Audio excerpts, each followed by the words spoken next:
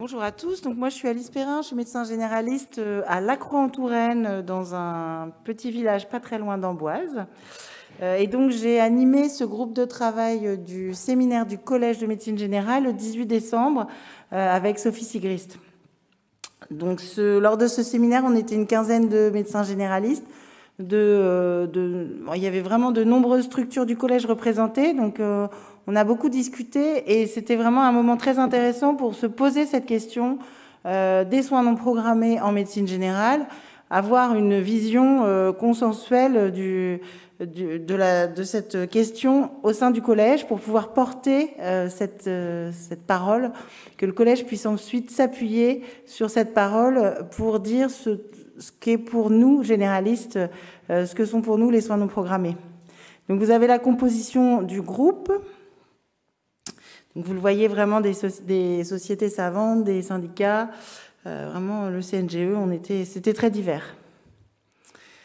Au sommaire du document, donc c'est un document qui est en cours en finalisation de rédaction et que vous pourrez retrouver assez rapidement, prochainement, sur le site du Collège de médecine générale. Sur le site du collège, je vous rappelle, il y a beaucoup de production. Il y a bien sûr tous les livrables, tous les documents papier imprimés que vous retrouvez au stand du collège, mais il y a aussi d'autres documents qui ne sont pas imprimés, mais qui participent à la réflexion sur plein de sujets différents. Donc dans la définition, donc on s'est dit que la demande non programmée de soins par le patient, on a inversé un peu les mots, qui s'appelle communément soins non programmés, ça correspond finalement au premier contact du patient avec le système de soins. Le premier contact, c'est avec le médecin généraliste le plus souvent, et cette demande, elle est inopinée, c'est-à-dire qu'elle n'était pas prévue, elle n'était pas programmée. C'est un peu redondant de le dire, mais c'est quand même important puisque évidemment ça va avoir une conséquence sur nos organisations de soins. Alors cette demande, elle a des caractéristiques liées aux patients, que vous connaissez sûrement évidemment dans votre exercice, mais on ne va pas s'intéresser à cette question dans ce document, dans ce travail. Donc on voulait poser tout de suite les choses. On ne va pas se dire oui, mais des fois le patient il a du mal à prendre rendez-vous ou il ne sait pas trop comment faire. Ça, on va le laisser de côté. On va vraiment se focaliser sur notre organisation de soins à nous. C'était un parti pris. Donc ce schéma, vous le voyez, ça résume les questions qu'on s'est posées quand on s'est questionné sur cette définition. C'était assez compliqué de trouver une définition commune. On avait fait attention à pas justement trop lire les définitions officielles, etc. juste avant pour que cette définition corresponde vraiment à notre quotidien. Et finalement, vous voyez que c'est quand même le plus important, c'est la question, enfin dans les questions qui se posaient, c'était la question des délais. On était assez d'accord sur le fait que c'était pas programmé, que c'était compliqué à organiser, etc. Mais c'est la question du délai. Et évidemment, ce délai est très variable en fonction du contexte clinique. C'est pas pareil de prévoir un soin non programmé à 48 heures pour une fièvre chez un adulte qui va bien que chez un enfant de 7 mois, évidemment. On ne va pas être dans les mêmes délais. Donc, une fois qu'on a défini ces soins non programmés, on s'est posé la question de comment on s'organisait dans nos cabinets, déjà, dans nos cabinets de médecine générale. Donc, il y a des créneaux prévus, voilà, pour les soins non programmés. Il y a des créneaux qui sont rajoutés. Il y a des fois un médecin pour tous les soins non programmés d'une maison de santé ou d'un cabinet de groupe. Des fois, ça peut être tout en même temps. Donc, il peut y avoir aussi les médecins peuvent se demander, est-ce que je reçois uniquement mes patients, les patients du groupe de médecins, ou alors les patients d'un territoire, ou même plus lointain, tous les patients qui prendraient rendez-vous sur une plateforme de logiciel de rendez-vous en ligne, par exemple. L'organisation, elle peut être avec ou sans rendez-vous, même si le sans rendez-vous tend vraiment à être de moins en moins fréquent, parce que c'est quand même assez difficile à gérer dans un emploi du temps de médecin, il faut le dire. Et puis ça peut être dans le cabinet habituel du médecin, ou alors dans un bureau dédié, ou alors aussi avec une infirmière, donc par exemple les médecins de montagne qui étaient présents qui étaient présents dans le groupe ont plus souvent une organisation avec des infirmières qui permettent de prendre en charge des patients, notamment avec des soins techniques. Et puis, bien sûr, l'assistant de cabinet médical qui peut nous aider pendant les soins non programmés. Et on a aussi des structures spécialisées de soins non programmés, comme SOS Médecins, par exemple, mais il y en a d'autres.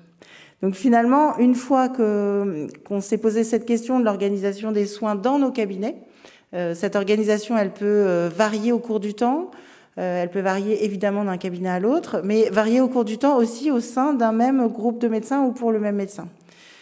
Et puis, une fois qu'on a géré cette première, on va dire cette première marche, c'est-à-dire le patient appelle le cabinet là où il est traité d'habitude, un cabinet à côté.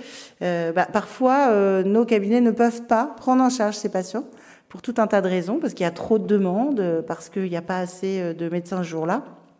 Et donc, il va y avoir une réorientation de ces patients vers d'autres organisations. Et donc là, on élargit un peu la maille, donc on va être sur un territoire. Nous avons des organisations à l'échelle d'une CPTS, de nombreuses CPTS s'organisent pour ça, avec un numéro de téléphone que les patients peuvent contacter au sein de la CPTS, avec parfois une secrétaire, un opérateur de soins non programmés, avec parfois une plateforme de rendez-vous en ligne, c'est variable. Et puis bien sûr le service d'accès aux soins à l'échelle régionale. Et finalement le médecin généraliste, pareil, je reviens au terme, parce qu'on a voulu vraiment ancrer ça dans notre pratique de tous les jours. Le médecin généraliste dans son cabinet peut être effecteur, mobile ou fixe, ou régulateur, ou régulateur d'ailleurs à différents moments de la journée. Là on parle évidemment de la journée et pas de la permanence de soins. Donc après, si on est sur une échelle encore plus large que le territoire d'une CPTS, par exemple, on va être vraiment à l'échelle départementale pour la plupart des services d'accès aux soins. Donc Anne en reparlera tout à l'heure, mais il y a vraiment ce qu'on s'est dit, ce qui était important, c'est qu'il y a un partenariat entre les CPTS et le Centre 15, que ce soit une organisation construite conjointement, que les libéraux et l'hôpital puissent vraiment gouverner à part égale dans le système. J'insiste beaucoup là-dessus. C'est vraiment un message fort, en tout cas, c'était un message fort pour le groupe. Le 15 ou le 116-117, c'est toujours une question qui revient, mais finalement, quand tout arrive au 15, il y a un risque de saturation, et quand tout arrive au 116-117, il peut y avoir un risque d'erreur de la part des patients. On a des opérateurs de soins non programmés qui peuvent être dans les locaux du 15 ou ailleurs. La régulation, pour nous, elle est médicale. Voilà, une régulation est médicale. Sinon, ce n'est pas une régulation, c'est une orientation. La secrétaire de votre cabinet qui oriente le patient vers les urgences au vu de certains signes pour lesquels vous étiez mis d'accord, ça, c'est une orientation, ce n'est pas une régulation. Et la régulation, elle doit pouvoir être délocalisée, c'est-à-dire dans le cabinet du médecin, à son domicile, sur le lieu qu'il souhaite, et pas forcément dans le centre 15, au CETRA. Et ce médecin régulateur, en fait, il va conseiller, orienter, donc il va donner une grande part de conseils, évidemment, sans forcément orienter. Mais quand il oriente, il va orienter chez le médecin traitant parfois, chez un autre médecin ou un autre professionnel, même si dans notre discussion, c'était plus, on se projetait mal en fait vers une orientation vers une sage-femme ou vers un autre professionnel, parce que déjà ça voudrait dire déjà de restreindre et de limiter à un diagnostic ou en tout cas un ensemble de diagnostics. Et le médecin régulateur ne fait pas des diagnostics mais établit des critères de gravité et oriente. Il peut orienter vers une téléconsultation s'il n'y a pas d'autre offre de soins finalement, et évidemment vers les urgences, ou même réorienter l'appel vers le médecin urgentiste avec des outils de téléphonie modernes qu'on peut utiliser même en délocalisation et qui permettent de réorienter si la situation finalement est plutôt du ressort de la médecine d'urgence. Donc finalement, la conclusion, c'est que les soins non programmés font partie de l'activité quotidienne du médecin généraliste. C'était le message fort du groupe, que ce soit à l'échelle de son cabinet, à l'échelle du territoire ou à l'échelle départementale avec le service d'accès aux soins. Le médecin généraliste, finalement, réalise des consultations de soins non programmés tous les jours. Et ça, il faut vraiment, l'idée du groupe, c'était vraiment de le mettre en avant, parce que notamment les soins non programmés qu'on fait dans nos cabinets peuvent être assez invisibles, par exemple pour nos collègues urgentistes qui pensent que toutes les urgences arrivent aux urgences. Et en dernière partie, on s'est posé la question de la formation initiale. Donc, comme disait Thierry tout à l'heure, hein, les soins non programmés, c'est déjà dans la formation initiale. Ça fait partie des familles de situation numéro 2 et 3 et des compétences, vous le voyez, donc premier recours, urgence, professionnalisme. Et finalement, le fait de pouvoir apprendre des compétences autour de ces soins non programmés, ça peut se faire pour l'interne dans le cabinet du médecin, sur le territoire ou à l'échelle du département, puisque l'interne peut participer au SAS, par exemple, en faisant de la double écoute avec son maître de stage, et il pourrait aussi, dans le cadre de la 4e année, évidemment, participer en son nom propre au SAS et à la permanence de soins ambulatoires. Donc ça nécessite un enseignement théorique et puis une formation, donc un enseignement théorique sur l'environnement, comment sont organisés les soins sur un territoire. Hein. Ça nous paraît simple parfois quand on exerce, mais c'est vrai que pour les internes, c'est une découverte. Et puis une formation à la régulation qui, dans la vie du groupe, pourrait être bénéfique à tous les médecins généralistes, même ceux qui ne vont pas faire de régulation plus tard, parce que ça permet de réfléchir différemment quant à la prise en charge d'un appel qui arriverait au secrétariat, par exemple, et que la secrétaire réorienterait vers le médecin. Voilà, je vous remercie de votre attention et bientôt vous pourrez retrouver ce texte sur le site du collège.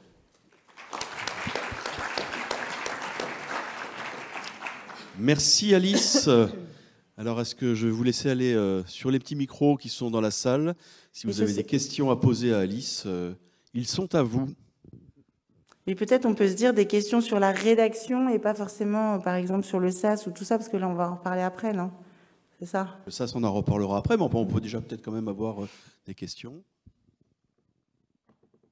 A priori, tout le monde dort encore un peu. Non, j'ai été super claire, arrête. Alice, juste peut-être, tu peux juste nous dire simplement comment c'est monté le séminaire et comment... Oui, donc avec Sophie Ségrist, avec qui on avait préparé le séminaire, on a établi une liste de questions auxquelles on voulait, qu'on a soumis au groupe pour répondre. Évidemment, il y a d'autres questions qui ont émergé et on a essayé de traiter l'ensemble de ces questions sur vraiment des méthodes d'animation très simples, le brainstorming, le fait de discuter ensemble, de débattre. Et l'idée, c'était de pouvoir synthétiser toute cette réflexion sous forme d'un texte assez court, assez synthétique, parce que on peut parler pendant des heures, par exemple, du SAS, mais c'était pas l'objet de développer le SAS, c'était pas forcément l'objet de ce groupe ce jour-là. Même si on voit vraiment que des messages clés avaient besoin d'être écrits et d'être discutés. Je reviens sur la régulation délocalisée, mais c'est vrai que c'est important pour notre profession de pouvoir dire aux urgentistes, oui, on peut réguler dans nos cabinets, dans le cadre du SAS et même de la PDSA. Il y en a qui le font, ça marche très très bien.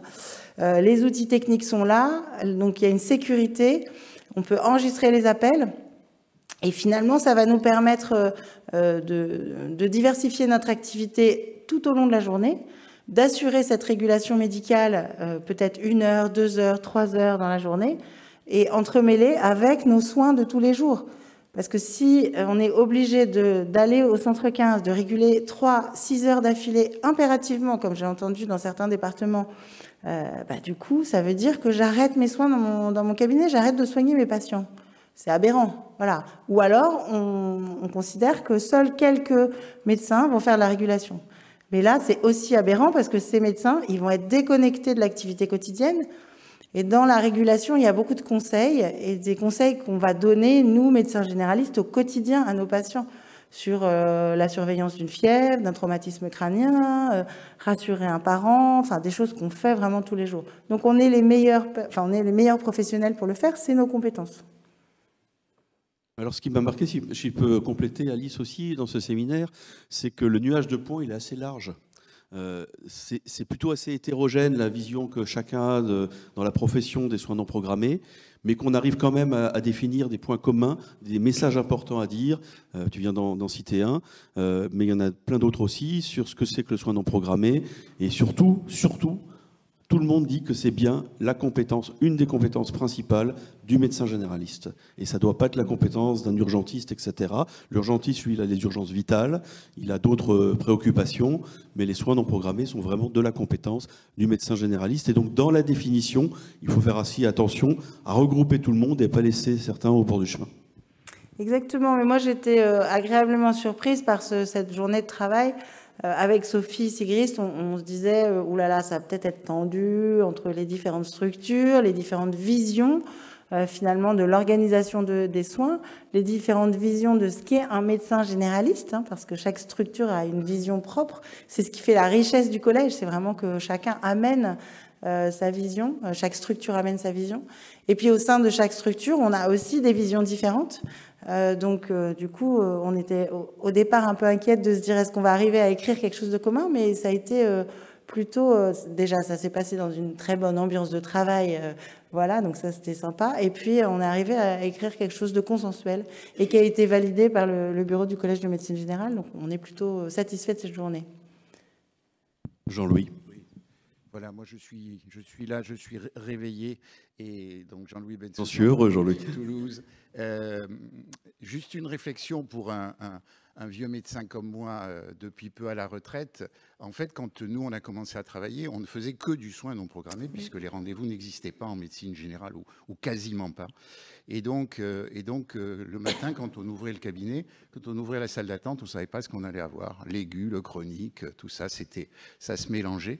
Et tout ça a évolué. Je le dis parce que c'est quand même une évolution considérable dans le mode de fonctionnement de nos cabinets et dans notre exercice. Ça, c'était une réflexion, enfin, à laquelle tu pourras répondre, bien sûr. Mais j'avais une question sur les créneaux dédiés, quand ces créneaux ne sont pas pourvus.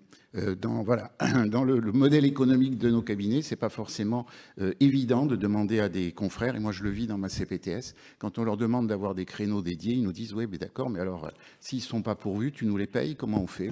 Voilà, c'est une réflexion. Merci Jean-Louis. Et sur la première remarque, quand je me suis installée en 2010, un des médecins qui est parti à la retraite en 2015 me disait, tu sais, je n'ai jamais été aussi heureux dans mon organisation que maintenant. Tout est sur rendez-vous, voilà. Et du coup, j'ai une sérénité d'exercice. Quand j'ai commencé seule, dans une ambiance concurrentielle détestable. Donc j'ai commencé seule et je travaillais 24 heures sur 24. Et quand le premier patient de la journée arrivait à 23h45 pour un certificat de foot, eh bien, on avait le sourire parce que il fallait quand même, il fallait nourrir sa famille. C'était la réalité. Donc, évidemment, le chemin parcouru est énorme.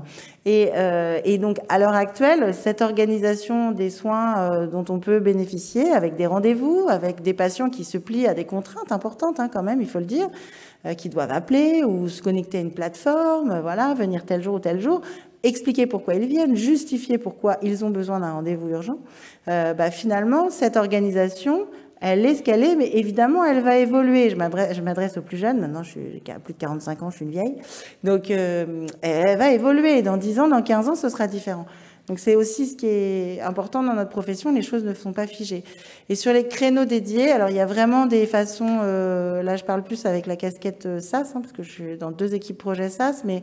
il y a des façons très différentes en fonction des départements de gérer ça, mais il y a certains départements, certaines CPTS qui finalement payent un forfait aux médecins qui dédient des créneaux.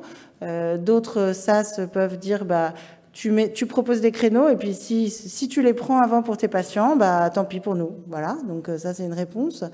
Donc il y a des médecins qui se disent je vais mettre des créneaux en plus, donc je serai un peu en retard à la fin de la journée, voilà. Donc il y a vraiment des façons très différentes de gérer, mais le modèle économique est quand même une donnée importante, puisque si je ne vois personne, je n'ai pas d'argent à ce moment-là. Donc c'est vraiment cette question de la rémunération à l'acte qui est posée au travers de ces expérimentations de forfait. Alors, il y a 2 questions. Je vous demandais d'être rapide parce que le samedi matin, vous savez, c'est pas 1h30 la session, c'est 1h04. Donc 2 questions rapides et Alice, 2 réponses rapides, s'il te plaît.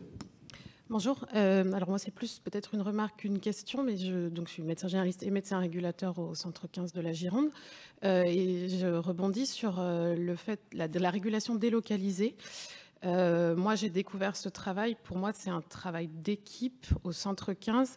La délocalisation, ça sous-entend que l'ARM ou l'OSNP ont fait une super régulation eux-mêmes pour orienter vers un médecin généraliste libéral délocalisé, parce que dans la réalité des faits, les appels sont parfois mal dispatchés et on est bien content d'avoir quand même l'urgentiste vraiment juste à côté à 1 mètre, et le travail d'équipe avec les ambulanciers, la disponibilité des moyens, on se parle beaucoup en fait en salle de régulation.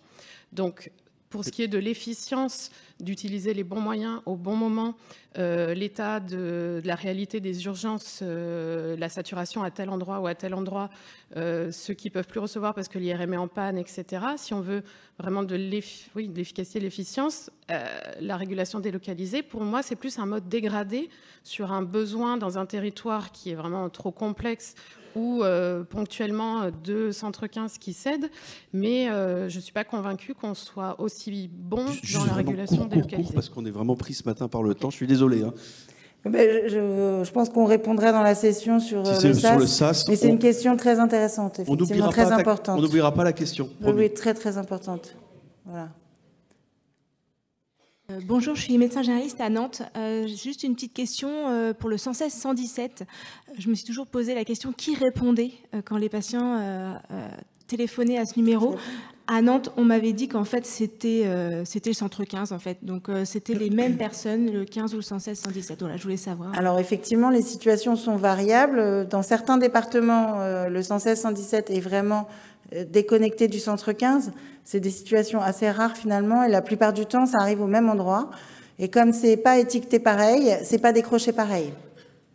Ce qui pose la question, en tout cas, moi, je suis dans le 37 et le 41. Et dans le 41, les appels du SAS sont décrochés de façon très tardive, donc il y a des gens qui raccrochent et du coup, on n'a pas de trace de ces patients-là.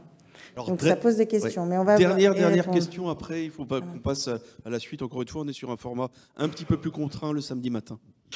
Oui, j'entends parler de la régulation. Comment ? Je voulais juste vous présenter. Ah, pardon, Fabrice Pat, je suis médecin généraliste à Arras, dans le Pas-de-Calais. Je suis aussi médecin régulateur depuis 25 ans.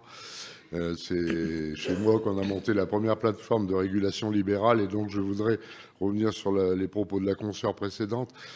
Je crois que nous avons eu un ministre fabuleux là, il y a peu de temps, qui était l'ancien président du SAMU de France et qui n'a fait qu'une seule chose pendant 6 mois d'exercice, de balancer une connerie fondamentale, c'est-à-dire phénoménale, c'est-à-dire appel 15. C'est pas vrai. Il faut qu'il y ait 2 voies d'entrée dans le système. Le 15 pour les vraies urgences et un numéro dédié pour la permanence des soins, donc maintenant le 116-117, à condition que les ARS et toutes les autres instances communiquent auprès de la population pour que les gens utilisent correctement ce numéro.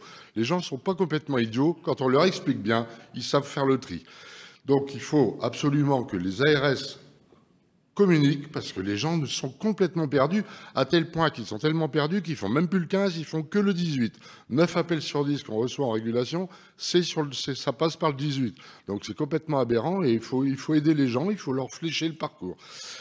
Et donc, partant de là, la régulation délocalisée, pour revenir sur les propos de la consoeur, non, nous l'avons monté la délocalisation parce que nous avons des médecins régulateurs qui sont très loin de la plateforme et qu'on ne va pas leur faire 100 km d'aller-retour pour venir travailler 2 ou 3 heures pour des besoins ponctuels. Voilà, promis, on en parle tout à l'heure, mais dans la partie, effectivement, SAS régulation. Alors, j'accueille à présent, merci Alice en tout cas, merci.